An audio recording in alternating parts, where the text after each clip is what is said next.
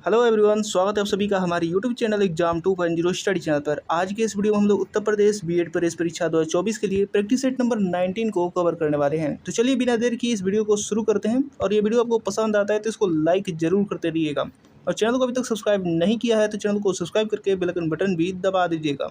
देखते हैं आज का पहला प्रश्न क्या दिया गया है। तो आज का पहला प्रश्न यहाँ पर सामान्य ज्ञान का दे रखा है कि सूर्य के विकिरण का पराबैंगनी प्रकाश किसकी परत के कारण पृथ्वी के वायुमंडल में नहीं पहुँच पाता है। तो यहाँ पर ऑप्शन दे रखा है और इसमें से करेक्ट आंसर बताने हैं।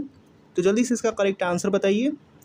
तो इसका करेक्ट आंसर हो जाएगा ओजोन के कारण पराबैंगनी प्रकाश जो है वो नहीं पहुँच पाता है पृथ्वी तक। अगला प्रश्न देखते हैं। अगला प्रश्न यहाँ पर दिया गया है दूसरा नंबर की किस चीज़ को अधिक खाने से ही केवल पृथ्वी की अधिक जनसंख्या का भरण पोषण किया जा सकता है। तो बताइए इसका करेक्ट आंसर क्या होगा। तो इसका करेक्ट आंसर हो जाएगा ऑप्शनों में से ऑप्शन नंबर सी यानी वनस्पति उत्पाद। ऑप्शन नंबर सी करेक्ट हो जाएगा। अगला प्रश्न यहाँ पर दिया गया है कि पुरी में रथ यात्रा किसके सम्मान में आयोजित की जाती है। तो बताइए इसका करेक्ट आंसर क्या होगा। तो इसका करेक्ट आंसर हो जाएगा दिए गए ऑप्शनों में से ऑप्शन नंबर सी यानी भगवान जगन्नाथ। यहाँ पर ऑप्शन नंबर सी करेक्ट हो जाएगा। अगला प्रश्न दिया गया है 4 नंबर की गगन नारंग जिन्होंने लंदन ओलंपिक 2012 में कांस्य पदक पाया किस रूप में प्रसिद्ध हैं। तो बताइए इसका करेक्ट आंसर क्या होगा दिए गए ऑप्शनों में से। यहाँ पर आपको बताना है कि वह मोटर कार रेसर से संबंधित है, क्रिकेटर से संबंधित है, या फिर एयर राइफल शूटर से, या फिर फुटबॉलर से। तो इसका करेक्ट आंसर हो जाएगा ऑप्शन नंबर सी यानी एयर राइफल शूटर से संबंधित है। अगला प्रश्न यहाँ पर 5वां नंबर दिया गया है कि संयुक्त राष्ट्र सुरक्षा परिषद के 5 अस्थायी सदस्य कौन से हैं। तो यहाँ पर ऑप्शन दे रखा है और इसमें से पढ़िए और इसका जवाब दीजिए। तो इसका करेक्ट आंसर मैं आपको बता दे रहा हूँ। इसका करेक्ट आंसर हो जाएगा ऑप्शन नंबर बी यानी चीन, फ्रांस, रूस और USA, UK. Option number B यहाँ पर बिल्कुल करेक्ट हो जाएगा।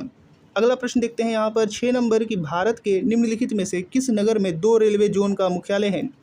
तो बताइए इसका करेक्ट आंसर क्या होगा। तो यहाँ पर करेक्ट आंसर मैं आपको बता दे रहा हूँ। इसका करेक्ट आंसर हो जाएगा ऑप्शन नंबर सी यानी मुंबई में। ऑप्शन नंबर सी करेक्ट हो जाएगा।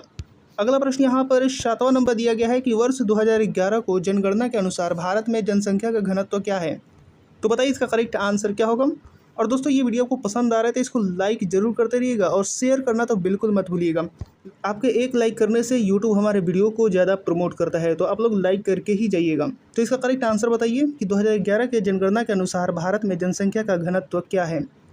तो इसका करेक्ट आंसर हो जाएगा ऑप्शन नंबर डी यानी 382 प्रति वर्ग किलोमीटर। अगला प्रश्न देखते हैं। अब यहाँ पर 8वां नंबर दे रखा है कि संसदीय प्रकार की सरकार में वह बराबर वालों में पहला होता है। तो बताना है कि वह कौन है। तो ऑप्शन यहाँ पर दे रखा है और इसमें से करेक्ट आंसर बताइए। तो इसका करेक्ट आंसर क्या होगा जल्दी से बताइए। तो इसका करेक्ट आंसर हो जाएगा प्रधानमंत्री। ऑप्शन नंबर बी करेक्ट हो जाएगा। अगला प्रश्न यहाँ पर 9 नंबर दिया गया कि भारतीय रुपये का अंतिम बार अवमूल्यन किस वर्ष किया गया था। तो इसका करेक्ट आंसर क्या होगा। तो इसका करेक्ट आंसर हो जाएगा 1991 में अंतिम बार अवमूल्यन किया गया था। ऑप्शन नंबर बी करेक्ट हो जाएगा। अगला प्रश्न दिया गया 10 नंबर की निम्नलिखित में से किस बैंक में कोई भी व्यक्ति अपना खाता नहीं खोल सकता है। तो बताइए इसका करेक्ट आंसर क्या होगा। तो इसका करेक्ट आंसर मैं आपको बता दे रहा हूँ। इसका करेक्ट आंसर हो जाएगा ऑप्शनों में से ऑप्शन नंबर सी यानी भारतीय रिजर्व बैंक यानी आरबीआई में कोई भी व्यक्ति अपना खाता नहीं खोल सकता है। अगला प्रश्न दिया गया 11 नंबर की दूरदर्शन से रंगीन कार्यक्रमों की शुरुआत कब से हुई थी। तो बताना इसका करेक्ट आंसर क्या होगा। तो इसका करेक्ट आंसर हो जाएगा ऑप्शनों में से ऑप्शन नंबर सी यानी 1982 में यहाँ पर शुरू की गई थी रंगीन कार्यक्रमों का दूरदर्शन से। और टीवी की जो शुरुआत हुई थी 1959 में की गई थी। यह भी आपको याद रखना है टेलीविज़न का। अगला प्रश्न देखते हैं 12 नंबर की एकमात्र वेद जो गद्य एवं पद्य दोनों में लिखा है वह है। तो बताइए दिए गए ऑप्शनों में से कि कौन सा करेक्ट होगा। तो इसका करेक्ट आंसर हो जाएगा यजुर्वेद। ऑप्शन नंबर बी जो यहाँ पर है वो करेक्ट हो जाएगा। गद्य एवं पद्य दोनों में लिखा है। अगला प्रश्न दिया गया 13 नंबर की कैगा परमाणु विद्युत यंत्र संयंत्र कहाँ अवस्थित है। तो बताइए इसका करेक्ट आंसर क्या होगा। तो इसका करेक्ट आंसर मैं आपको बता दे रहा हूँ। इसका करेक्ट आंसर हो जाएगा ऑप्शन नंबर ए यानी कर्नाटक में अवस्थित है। अगला प्रश्न दिया गया है 14 नंबर की गुड फ्राइडे मनाया जाता है। तो बताना है कि कब मनाया जाता है और किस कारण से मनाया जाता है, ये भी आपको बता दीजिए यहाँ पर दिए गए ऑप्शनों में से। तो इसका करेक्ट आंसर मैं आपको बता दे रहा हूँ। इसका करेक्ट आंसर हो जाएगा ईसा मसीह का शहीदी दिवस के रूप में मनाया जाता है गुड फ्राइडे। अगला प्रश्न यहाँ पर 15 नंबर दिया गया है कि पोंगल किस राज्य का प्रमुख त्यौहार है। तो बताइए इसका करेक्ट आंसर क्या होगा। पोंगल किस राज्य का प्रमुख त्यौहार है। तो इसका करेक्ट आंसर हो जाएगा ऑप्शनों में से ऑप्शन नंबर बी यानी तमिलनाडु का। अगला प्रश्न यहाँ पर दे रखा है पिछड़ा वर्ग आयोग का गठन कौन करता है। तो ऑप्शन यहाँ पर दिया गया और इसमें से करेक्ट आंसर बताइए। तो इसका करेक्ट आंसर हो जाएगा ऑप्शन नंबर ए, यानी राष्ट्रपति करता है। अगला प्रश्न दिया गया है 17 नंबर। अब यहाँ पर 17 नंबर दे रखा है कि हड़प नीति यानी डॉक्ट्रिन ऑफ लैप्स के अंतर्गत कौन से भारतीय राज्य कब्जे में किए गए थे। तो यहाँ पर भारतीय राज्य दिए गए हैं ऑप्शन में से, आपको बताना है कि कौन से अंतर्गत डॉक्ट्रिन लैप्स के अंतर्गत भारतीय राज्य कब्जे में किए गए थे। तो इसका करेक्ट आंसर हो जाएगा ऑप्शन नंबर बी, यानी झांसी, नागपुर और सतारा। अगला प्रश्न दिया गया 18 नंबर की किस राज्य का लोकसभा एवं राज्यसभा में प्रतिनिधित्व सबसे अधिक है। तो बताइए इसका करेक्ट आंसर क्या होगा। दिए गए ऑप्शनों में से। तो इसका करेक्ट आंसर हो जाएगा ऑप्शनों में से ऑप्शन नंबर ए, यानी उत्तर प्रदेश। उत्तर प्रदेश राज्य का लोकसभा एवं राज्यसभा में प्रतिनिधित्व सबसे अधिक है, यानी टोटल यहाँ पर 80 सीटें हैं। ये आपको याद रखना है, सबसे ज़्यादा सीटें 80 हैं उत्तर प्रदेश में। अगला प्रश्न यहाँ पर 19 नंबर दिया गया है कि भारतीय संविधान के निम्नोक्त भागों में से किस एक में न्यायपालिका तथा कार्यपालिका के पार्थक्य का प्रावधान है। तो बताइए इसका करेक्ट आंसर। तो इसका करेक्ट आंसर हो जाएगा ऑप्शनों में से ऑप्शन नंबर सी, यानी राज्य के नीति निर्देशक सिद्धांत में, यानी डीपीएसपी में। अगला प्रश्न दिया गया है 20 नंबर की भारतीय संविधान की संशोधन प्रक्रिया किस देश से संविधान से प्रभावित है। तो बताइए इसका करेक्ट आंसर क्या होगा। किस देश के संविधान से प्रभावित है भारतीय संविधान की संशोधन प्रक्रिया। तो इसका करेक्ट आंसर हो जाएगा दक्षिण अफ्रीका से, यानी ऑप्शन नंबर डी बिल्कुल करेक्ट हो जाएगा। अगला प्रश्न यहाँ पर 21 नंबर दिया गया है कि स्वतंत्र भारत के प्रथम वित्त मंत्री कौन थे। तो बताइए इसका करेक्ट आंसर क्या होगा। तो इसका करेक्ट आंसर हो जाएगा दिए गए ऑप्शनों में से स्वतंत्र भारत के प्रथम वित्त मंत्री डॉक्टर जॉन मथाई थे। यहाँ पर ऑप्शन नंबर ए बिल्कुल करेक्ट हो जाएगा। इसके बाद अगला प्रश्न 22 नंबर यहाँ पर दिया गया है कि ठगी प्रथा के उन्मूलन से संबद्ध गवर्नर जनरल कौन थे। तो बताइए इसका करेक्ट आंसर। तो इसका करेक्ट आंसर हो जाएगा दिए गए ऑप्शनों में से ऑप्शन नंबर बी, यानी लॉर्ड विलियम बेंटिक। अगला प्रश्न दिया गया 23 नंबर के संविधान के किस संशोधन द्वारा अनुच्छेद 338 में संशोधन करके अनुसूचित जाति तथा जनजाति के गठन के संबंध में प्रावधान किया गया था। तो बताइए कौन से संशोधन द्वारा। तो इसका करेक्ट आंसर हो जाएगा ऑप्शनों में से ऑप्शन नंबर सी, यानी 65वें संशोधन द्वारा। अगला प्रश्न यहाँ पर 24 नंबर दिया गया है कि किसके समय में कंधार हमेशा के लिए मुगलों के हाथ से निकल गया था। तो बताइए इसका करेक्ट आंसर क्या होगा।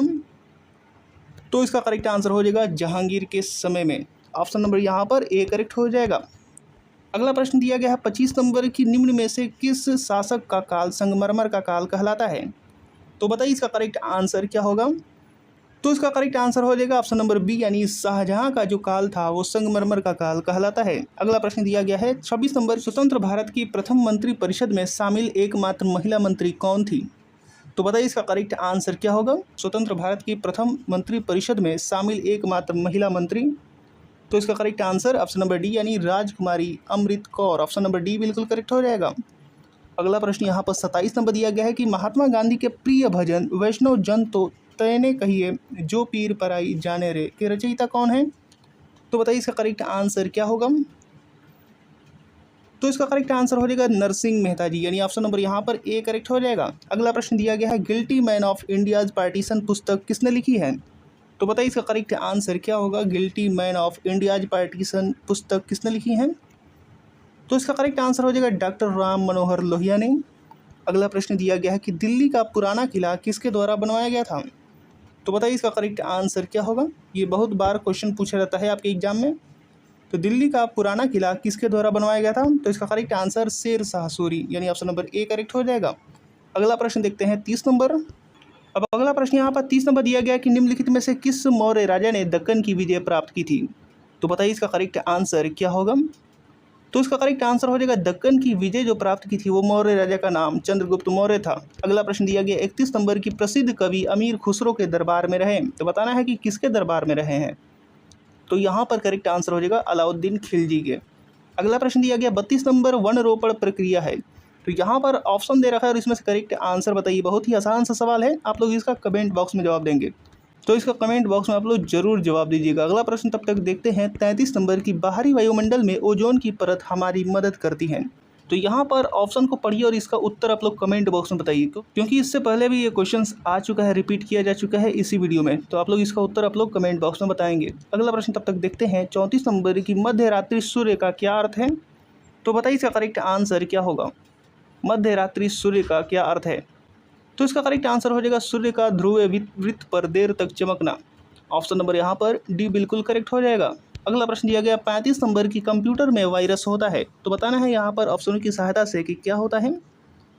तो इसका करेक्ट आंसर हो जाएगा जो भी वायरस होता है वह प्रोग्राम है जो कंप्यूटर के सॉफ्टवेयर को हानि पहुंचाता है।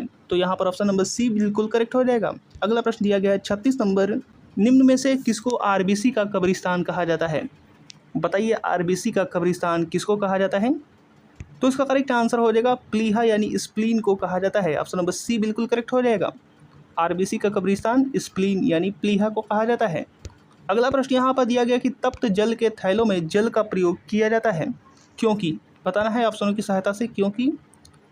तो यहाँ पर ऑप्शनों में से करेक्ट आंसर हो जाएगा ऑप्शन नंबर सी यानी इसकी विशिष्ट ऊष्मा अधिक है।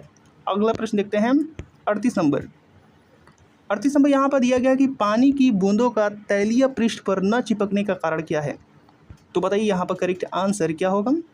तो इसका करेक्ट आंसर हो जाएगा ऑप्शनों में से ऑप्शन नंबर ए यानी असंजक बल का अभाव, यानी यहाँ पर ऑप्शन नंबर ए बिल्कुल करेक्ट हो जाएगा, जिसके कारण पानी की बूंदें तैलीय पृष्ठ पर नहीं चिपकती हैं। अगला प्रश्न दिया गया है 39 नंबर की अधातुओं में निम्न में से कौन सा गुणधर्म सामान्यतः पाया जाता है।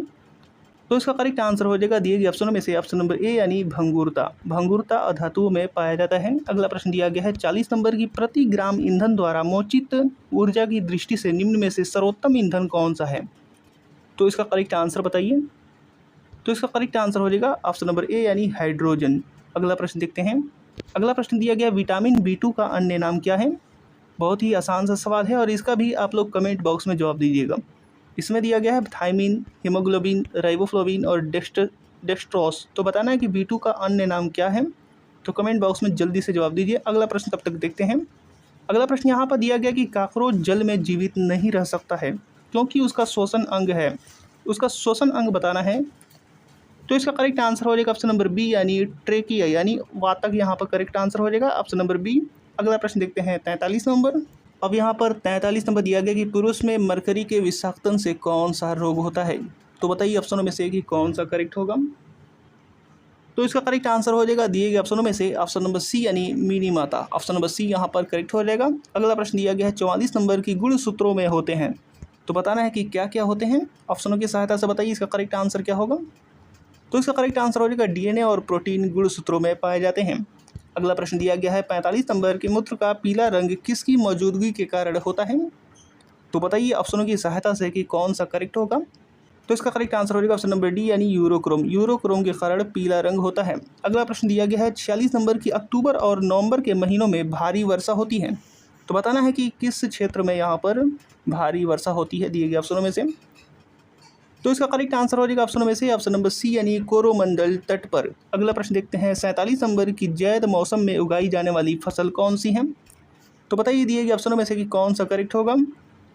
यहाँ पर करेक्ट आंसर दो यहाँ पर ऑप्शन हो जाएंगे, मक्का भी हो जाएगा और तरबूज, दोनों के दोनों जैद मौसम में उगाई जाने वाली फसल हैं। अगला प्रश्न देखते हैं 48 नंबर की एल्टा विस्टा है एक। आपको बताना है कि क्या है एल्टा विस्टा। तो यहाँ पर ऑप्शन दे रखा है और इसमें से करेक्ट आंसर बताइए। तो इसका करेक्ट आंसर मैं आपको बता दे रहा हूँ। इसका करेक्ट आंसर हो जाएगा एक सर्च इंजन है एल्टा विस्टा। और दोस्तों अभी तक आप लोगों ने इसका लाइक नहीं किया तो लाइक ज़रूर कर दीजिए और चैनल को शेयर भी नहीं किया है, सब्सक्राइब नहीं किया है तो चैनल को सब्सक्राइब करके बेल आइकन बटन भी दबा दीजिए। अगला प्रश्न 49 नंबर दिया गया कि हीरे का 1 कैरेट किसके बराबर है। तो बताइए इसका करेक्ट आंसर। तो इसका करेक्ट आंसर हो जाएगा 200 mg यानी मिलीग्राम के बराबर है। 200 मिलीग्राम के बराबर एक हीरे का 1 कैरेट होता है। अगला प्रश्न देखते हैं 50 नंबर की आहार में लवण का मुख्य उपयोग है। तो बताना है कि मुख्य उपयोग क्या है। तो यहाँ पर ऑप्शन दे रखा है और इसमें से करेक्ट आंसर हो जाएगा ऑप्शन नंबर बी यानी भोजन के पाचन के लिए अपेक्षित हाइड्रोक्लोरिक एसिड लघु मात्रा में पैदा करना, ये मुख्य उपयोग है। तो उम्मीद करता हूँ कि वीडियो आपको पसंद आया होगा और आने वाले वीडियो में हम लोग भाषा हिंदी के 50 इंपॉर्टेंट प्रश्नों को कवर करेंगे। तो जुड़े रहिएगा हमारे साथ। तो मिलते हैं अगले वीडियो में, तब तक के लिए धन्यवाद।